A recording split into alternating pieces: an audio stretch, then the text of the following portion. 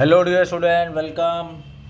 Care taker tuition Chembur से हम पढ़ाते हैं SR के सर, AR के सर। ठीक है, कोशिश कर रहा हूँ कि आपको सारा ही आपका जितना सिलेबस है जिसमें कॉमर्स रिलेटेड है या फाइनेंशियल रिलेटेड है, सारे सब्जेक्ट BCom BMS MBA सबका हम लोग ने बना दिया वीडियो। ठीक है, तो अभी अपन देख रहे हैं tips for cultivating good listening skills. ठीक है, तो अभी गुड लिसनिंग स्किल आप ये मेरा वीडियो देख रहे हो, आप मेरा आंसर सुन रहे हो, आप एक्टिवली एकदम लिसनिंग कर रहे हो, सुन रहे हो, ताकि आप एग्जाम में ये लिख पाओ। ठीक है, तो उसकी टिप्स क्या है कि आप अच्छे से आंसर सुनो और आप अच्छे से एग्जाम में आंसर लिख के आ पाओ। ठीक है, तो गुड लिसनिंग स्किल किसको बोलेंगे? कॉलेज में टीचर पढ़ा रही है, यहाँ यूट्यूब में मैं आपको बता रहा हूँ, आप सुन रहे हो, बराबर है। प्रेजेंटेशन में आपका बॉस आपको प्रेजेंट कर रहा है, आप सुन रहे हो, तो उसकी लिसनिंग स्किल गुड कैसे होगी या क्या क्या करना चाहिए, टिप्स क्या क्या है अच्छी लिसनिंग की। ठीक है, पहला तो बी इंटरेस्टेड, भाई दिखाओ कि भाई ऑडियो स्पीकर को दिखाओ कि मैं इंटरेस्टेड हूँ, मैं डिस्ट्रैक्शन नहीं हूँ या मेरे को किसी ने डिस्टर्ब नहीं किया है। ठीक है, I am interested in your topic. Second, be prepared, ready रह के बैठो। अभी जैसे मैं आपको बिजनेस कम्युनिकेशन पढ़ा रहा हूँ ना, आप भी है ना क्या करो, BC की बुक लेके बैठो कि हाँ देखो पॉइंट्स देखते रहो, जो मैं एक्सप्लेन कर रहा हूँ आप सुनते रहो। बी प्रिपेयर्ड, किससे क्या होगा भाई, आपकी इफेक्टिव लिसनिंग हो जाएगी, आपकी लिसनिंग स्किल अच्छी हो जाएगी। मतलब मैं बोलते जा रहा हूँ, पॉइंटर्स देखते जा रहा हूँ। बी प्रिपेयर्ड, कंफर्ट जोन में रहने का, प्लेस और ये सब अरेंजमेंट, नोट्स, ये सारी चीज़ लेके बैठने का कभी भी, है ना। तो इससे क्या हो रहा है, प्रिपेयर्ड हो, दिख रहा है सामने वाले को, और आपकी लिसनिंग भी अच्छी होगी इससे। Next, stop talking. अब ऑब्वियस है, एक दो जन बात करते हैं, बड़े बात करते हैं, छोटे को बीच में बोलने के नहीं चाहिए। क्यों? क्योंकि बात हो रही है ना यार, सामने वाले डिस्टर्ब हो रहे हैं, इसके लिए तो इफेक्टिव लिसनिंग कब होगी आपकी, जब आप मेरा वीडियो अच्छे से सुन रहे हो और आपको कोई बीच में बात नहीं कर रहा है या आप किसी से बात नहीं कर रहे हो बीच में, तो आपकी क्या होगी, इफेक्टिव स्किल्स अच्छी रहेगी। कॉन्सेंट्रेट, आपको है ना एकदम डिसिप्लिन में रहना है, कॉन्सेंट्रेट करना है, स्पीकर क्या बोल रहा है आपको उसी पे ध्यान देना है, डिस्ट्रैक्ट नहीं होना है आपको। ठीक है, एकदम कॉन्सेंट्रेट प्रॉपर करना है, you can listen well then. ठीक है, next, avoid distraction. Avoid distraction का मतलब ये है कि अभी जैसे फॉर एग्जांपल मैं आपको है ना एक आंसर पढ़ा रहा हूँ और पढ़ाते पढ़ाते आप है ना पेन पेंसिल ऐसा टक टक टक टक टक टक टक टक कर रहे हो, या टीचर आंसर पढ़ा रही है, बच्चे लोग को 50 बच्चे लोग को, 2 बच्चे अचानक विंडो के बाहर देख रहे हैं कि भाई कौवा उड़ के जा रहा है, भाई ये डिस्ट्रैक्शन है, बाकी लोग डिस्टर्ब हो रहे हैं इससे, है ना। तो ये सब एक्ट नहीं करने का अपने को। या पढ़ाते पढ़ाते किसी ने जोक मार दिया, तो भाई 50 बच्चे जो कॉन्सेंट्रेट कर रहे हो वो तो डिस्टर्ब हो जा रहे हैं ना, वो नहीं होना चाहिए, डिस्ट्रैक्शन हटना चाहिए। डिस्ट्रैक्शन हटेगा तभी तो इफेक्टिव लिसनिंग होगी।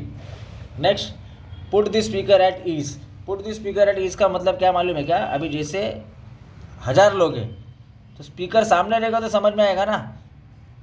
1000 लोग में 100-200 जन को समझ में आ रहा है, पीछे की 800 की पब्लिक को तो कुछ समझ में ही नहीं आ रहा है। तो उनका फेशियल एक्सप्रेशन क्या है, सर हिला रहे नहीं हिला रहे, आई कांटेक्ट क्या है, पॉजिटिव एक्सप्रेशन क्या है, कुछ पता ही नहीं चल रहा है ना। तो स्पीकर जितना ऑडियंस के सामने रहेगा उतनी इफेक्टिव स्किल्स रहेगी। तभी तो स्कॉलर बच्चे टीचर के पास बैठते हैं ताकि अच्छे से लिसनिंग हो, और अपन तो बैक बेंचर, अपन पीछे ही बैठते हैं, तो शायद अपनी इफेक्टिव लिसनिंग अच्छी से होती नहीं है। ठीक है, तो ये आगे बैठेंगे तो इफेक्टिव लिसनिंग है, स्पीकर सामने effective listening, simple. Next, open mind रहना चाहिए कभी भी। ओपन माइंड का मतलब क्या है, जैसे अभी मैं आपको पढ़ा रहा हूँ, कुछ एग्जाम्पल दे रहा हूँ, बता रहा हूँ कि आपको ऐसा समझ रहा है, अब आप मेरे को कमेंट में भी बताएंगे कि सर ये भी एक पॉइंट है, सर ये भी एक एग्जाम्पल है, और वो एग्जाम्पल को मैं एक्सेप्ट करूंगा कि हाँ बच्चे लोग ये राइट बताया आपने, ये भी सही है। मतलब 2 वे कम्युनिकेशन हो रहा है। 2 वे कम्युनिकेशन जहाँ पर होता है उसको बोलते हैं ओपन माइंड कंसेप्ट। ठीक है, ऐसा नहीं होना चाहिए कि मैं ही सिर्फ बोले जा रहा हूँ और आप सिर्फ सुने जा रहे हैं, आप कुछ क्वेश्चन नहीं कर रहे, क्वेरी नहीं दे रहे, फीडबैक नहीं दे रहे, सजेशन नहीं दे रहे, एडवाइस नहीं दे रहे, नहीं वाह, और मैं एक्सेप्ट भी नहीं कर रहा मान लो, तो वो 1 वे कम्युनिकेशन है। 1 वे कम्युनिकेशन में इफेक्टिव लिसनिंग नहीं होगी। इफेक्टिव लिसनिंग कब होगी? ओपन माइंड कंसेप्ट में होगी। जैसे टीचर ने मैथ्स का सम पढ़ाया और पढ़ाती जा रही है, डाउट वुट पूछ रही नहीं है, तो ये तो 1 वे कंसेप्ट हो गया ना, ऐसा नहीं होना चाहिए।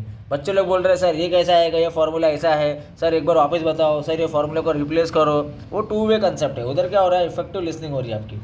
नेक्स्ट, कॉन्ट्रैक्डिक्शन नहीं होना चाहिए, अवॉइड करने का अपने को कॉन्ट्रैक्डिक्शन। मतलब क्या है कि जैसे अभी फॉर एग्जाम्पल कॉन्ट्रडिक्शन का मतलब ये है कि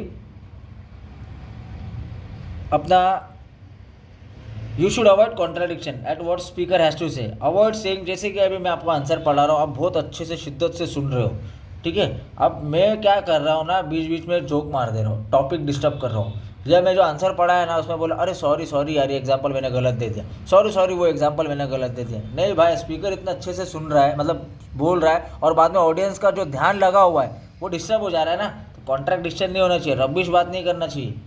ठीक है, या डिस्करेज नहीं करने का सामने वाले को। इसका क्या हो रहा है भाई, इफेक्टिव लिसनिंग अच्छी हो जाए इससे। नेक्स्ट, अवॉइड इंटरप्शन, इंटरप्शन नहीं होना चाहिए, मतलब ये कि जो टॉपिक है टॉपिक के रिलेटेड ही चलूँगा, टॉपिक के बाहर नहीं जाऊँगा, ठीक है। और जो टॉपिक है उसके अंदर क्लैरिटी रखने का, ठीक है, तभी सामने वाला अच्छे से सुन पाएगा। सामने वाला सुन रहा है मतलब इफेक्टिव लिसनिंग हो रही है। Next, emphasize with the speaker. Emphasize with the speaker का मतलब क्या है कि स्पीकर जो है ना वो हिमसेल्फ इन ए पोजीशन, जो मतलब स्पीकर है भाई उसका भी कुछ इमोशन फीलिंग थॉट्स ये सब है, ठीक है। तो स्पीकर और ऑडियंस जब तक दोनों का रिलेशनशिप नहीं बैठता है, जब तक दोनों पॉजिटिव मैनर में नहीं आते, या जब तक दोनों का एक्सप्रेशन मैच नहीं होता है, समझेंगे कैसे? अभी जैसे आप मेरा लेक्चर सुन रहे हो, कुछ बात रहेगी, कुछ समझ में आ रहा है तभी तो सुन रहे हो। अभी मैं कुछ भी बोले जा रहा हूँ, आपको कुछ भी नहीं समझ में आ रहा है, तो फिर मतलब ही क्या है ना? तो स्पीकर के साथ एम्फसाइज करने का, try to share problems emotion feelings. अभी मैं मेरी सारी चीज़ आपको एक्सप्रेस कर रहा हूँ, वन वे कम्युनिकेशन। आप कमेंट में बताएंगे कि सर फीडबैक देंगे कैसा है क्या है, सर सही जा रहा है या गलत जा रहा है, या फिर आप सर ये वे में भी एक्सप्लेन करो, या सर ये वीडियो बनाया दूसरा वीडियो भी दो। तो मतलब क्या है, आपने स्पीकर के साथ एम्फसाइज किया, ठीक है। कब हुआ भाई? इफेक्टिव लिसनिंग हुई तभी तो हुआ। इफेक्टिव लिसनिंग ही नहीं हुई तो फिर कैसा होएगा? Next, listen to the main point. कभी भी मेन पॉइंट पे ध्यान देने का। अभी जैसे मैं बोलूँ कि भाई ये आंसर 5 मार्क 7 मार्क का आपको आने वाला है, तो भाई आप लोग आंसर अच्छे से पढ़ेंगे ना। तो मेन पॉइंट कभी भी सुनने का, अटेंशन देने का वो सारी मेन पॉइंट्स पे, हेडिंग्स पे, ठीक है।